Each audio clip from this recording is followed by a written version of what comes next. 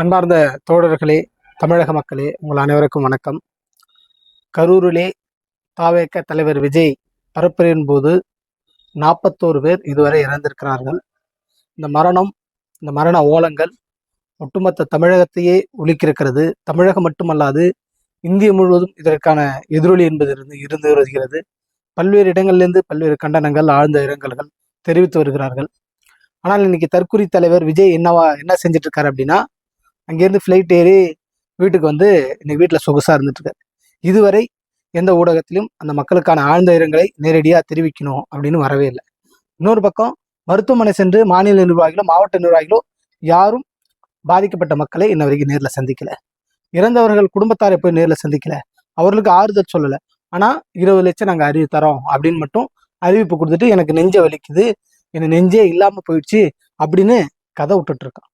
இப்பெல்லாம் ஒரு தலைவனா? இவனை நம்பிதான் நம்ம ஆயிரக்கணக்கில் லட்சக்கணக்கில் இளைஞர்கள் போய் நிற்கிறீங்களா? அதோடு மட்டும் இல்லை, இந்த இறப்புல எப்படியாப்பட்ட ஒரு மோசமான அரசியல் நடந்துட்டு இருக்கு. வி ஸ்டாண்ட் வித் விஜய்னு எல்லா தற்கொலைகளும் போட்டுட்டு இருக்கான். ஏன் விஜய் அடிபட்டு ஏதாவது சாவ கிடக்குறானா? அது கிடையாதுல்ல.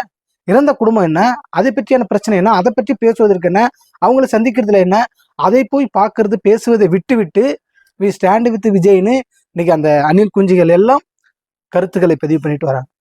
இன்னைக்கு திமுகவோ மற்ற இதுவோ நீங்க அந்த போலீஸோ சதி பண்ணிட்டாங்க, பல்வேறு குற்றச்சாட்டுகள் எல்லாம் வந்துட்டு இருக்கு.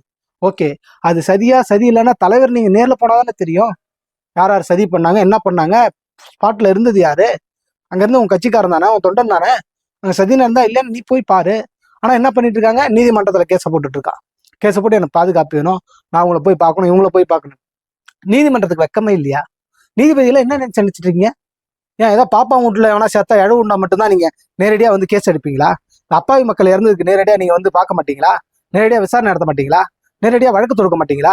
எப்படா யாருக்காகடா வந்தான், எதுக்காகடா வந்தான், போலீஸ் என்ன பண்ணீங்க, நீங்க கட்சிக்காரன் என்ன பண்ணா, இந்த தலைவன் என்ன பண்ணா அப்படின்னு விசாரிக்க மாட்டீங்களா? கேள்வி கேட்க மாட்டீங்களா? எல்லாம் ஜாமீன் கேட்டு வரான், பாதுகாப்பு கேட்டு வரான், எல்லாம் நீதிமன்றத்தை கேட்டு நோக்கி தான் வரான்.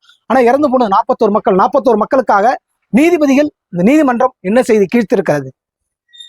மிகவும் மோசமான நிலையில் என்பதுதான் இன்னைக்கு இருக்கிறது.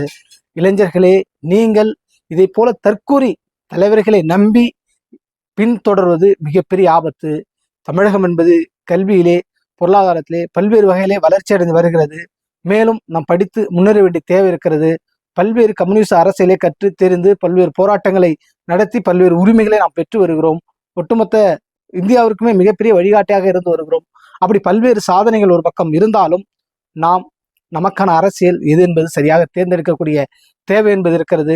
பெரியாரை பற்றியோ, அண்ணாவை பற்றியோ, அம்பேத்கரை பற்றியோ இதுவரை எந்த கூட்டத்திலும் விஜய் பேசியது கிடையாது. அவருடைய வரலாறு என்ன என்பது சொன்னது கிடையாது.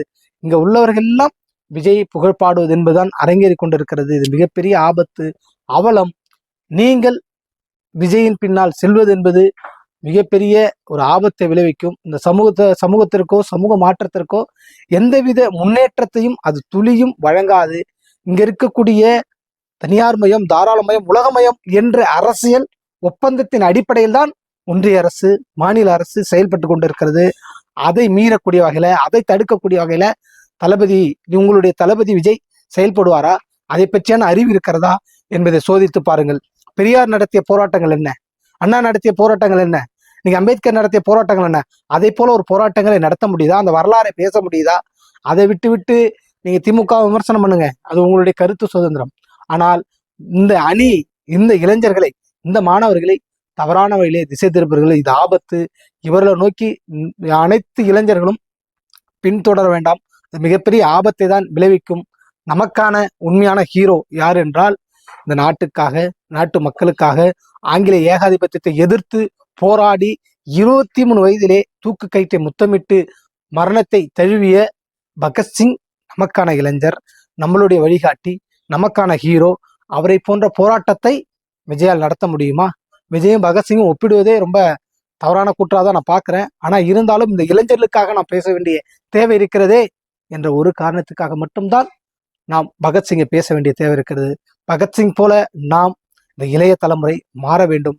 நாட்டு மக்களையும் அனைத்தையும் விடுதலை செய்வதற்கு, இந்த எளிய மக்களுக்கான அதிகாரத்தை அவர்கள் கையில ஒப்படைப்பதற்கு ஒரே வழி பகத்சிங் எடுத்த அந்த அரசியல், அதை போன்ற போராட்டங்கள், அதை நாம் முன்னெடுக்க வேண்டும். பகத்சிங்கை நாம் பின்தொடர வேண்டும்.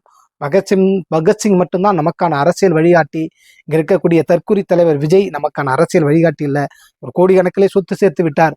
சொத்தை பாதுகாக்க இன்னைக்கு அரசியல் கட்சி ஒன்று தேவையாக இருக்கிறது. அதை நம்பி நீங்க பலியாகாதீர்கள் என்பதை கேட்டுக்கொள்கிறோம். இறந்தவர்களுக்கு ஆழ்ந்த இரங்கல்கள். மேலும் இந்த 41 பேர் இந்த இறப்புல முதல் குற்றவாளி விஜய் தான். மேலும் இந்த மாநில நிர்வாகிகள் வழக்கு பதிவு செய்யப்படணும், கைது செய்யப்படணும். இதுல விஜயும் கைது செய்யப்படணும், தண்டிக்கப்படணும். தாவேக அலுவலகங்கள் அனைத்தும் பறிமுதல் செய்யப்படணும். தாவேக என்ற ஒரு கட்சியே தடை செய்யப்பட வேண்டும் என்பது எமது புரட்சிகர மாணவர் இளைஞர் முன்னணி சார்பிலே வைக்கக்கூடிய கோரிக்கையாகும். நன்றி.